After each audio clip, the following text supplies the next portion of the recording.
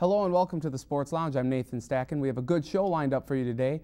We will be recapping the Masters and talking about Charles Schwartzel's win. Easy for me to say.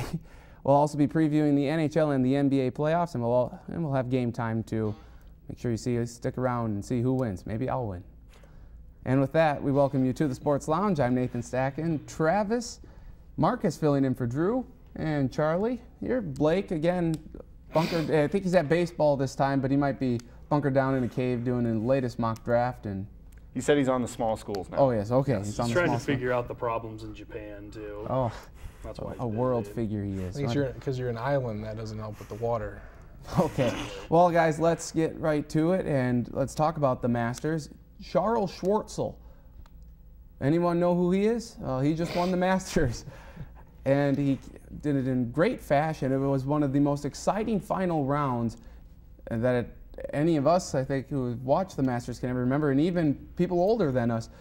The amount of drama in there, the great shots, it was just a fantastic tournament overall. So, turn to you, what do you guys make of Charles Schwartzel winning and anything else from the Masters? Well, it was a fairly exciting tournament. I mean, as Travis said last week, if Tiger didn't win, none of us figured we'd even be talking about the Masters at all.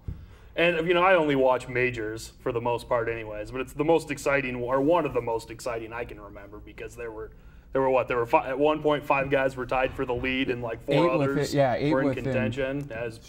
I was in, you know, I'm not a huge golf fan, but I was very enthralled and entertained watching it. Yeah, I'm a lot like Charlie. I just watch the majors, and I think this is the most exciting Masters I think we've seen in a long time. And you know, the U.S. Open always seems to have this type of drama to it, and I think the Masters was really great. I mean, and to have Schwartzel win and Tiger's in it, and you have Adam Scott make that run late, and he looked like he was going to be the guy. And then because no Australian had won a Masters before, and you had Adam Scott and also Jason Day from Australia right up there. They were in at 12 under. Tiger made his big run, and Travis, I know you were really pushing for Tiger. That was my pick. He just didn't get it done. He didn't. I thought, I'll go and say this was the most exciting final round of any tournament that I've seen. And when you consider that it was the Masters and everything, first major of the year, that just makes it that much more exciting. You didn't have the big names up there. I think Tiger Woods was really the only big name you had in that final day. Well, there was a name up there for a while. It was Rory McIlroy, but he just totally fell apart, imploded on the back 9 of the final round. He was tied at the lead going into the 10th tee and then hit it over into some cottages. He ended up triple bogeying the 10th.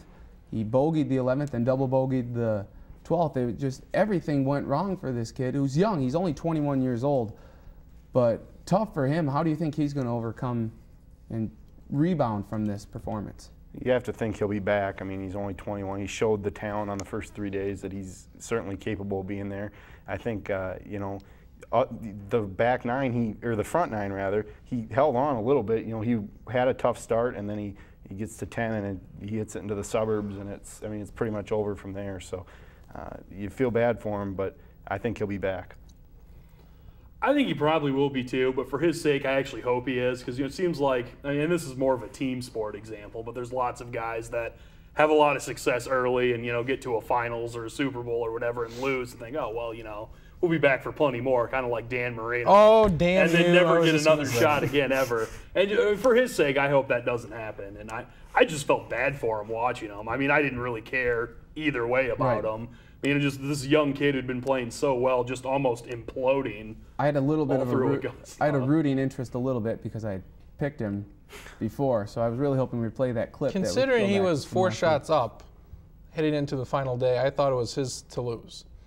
I didn't think if you have that big of a lead, even just shooting par, you're going to be pretty good. Because usually, if you have that big of a lead, somebody's going to have a great day.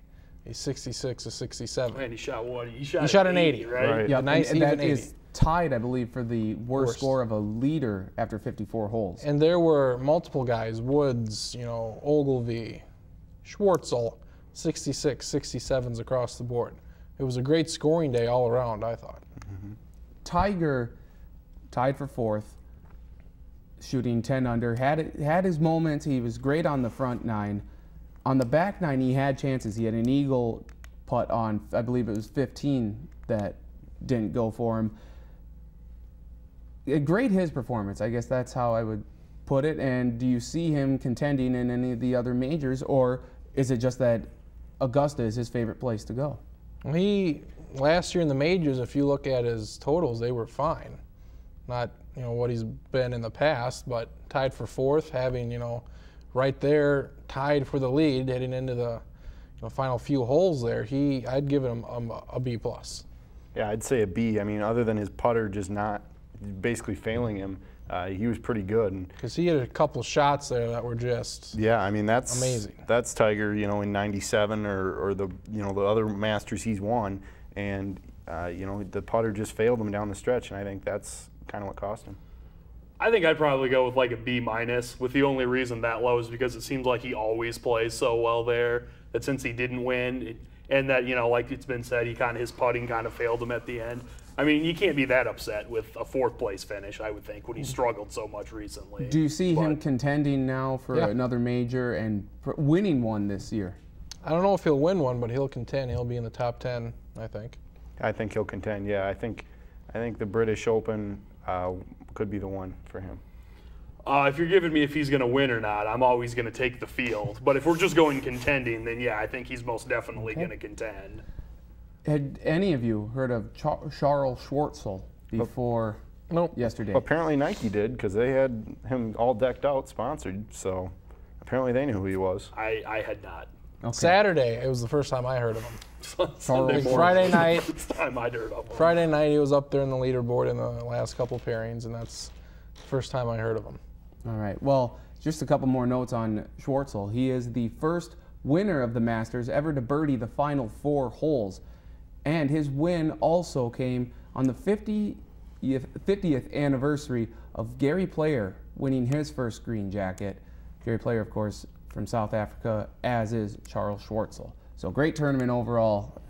Can't wait now for I believe we have the British Open, or is it? We have the U.S. Open. The U.S. Open first. Yep. I'm sorry, the U.S. Open, then the British Open, followed by the PGA Championship. But great golf. If any of the other majors can be as good as the Masters, we are in for a real treat. They're just in the same ballpark. Yeah, that's right. When we return, we're going to the ice. Yes, we're going to talk NHL. It's playoff time. We'll see if anyone else can contribute to this conversation besides me. Nope. We'll find that out next. Well, you're watching the Sports Lounge.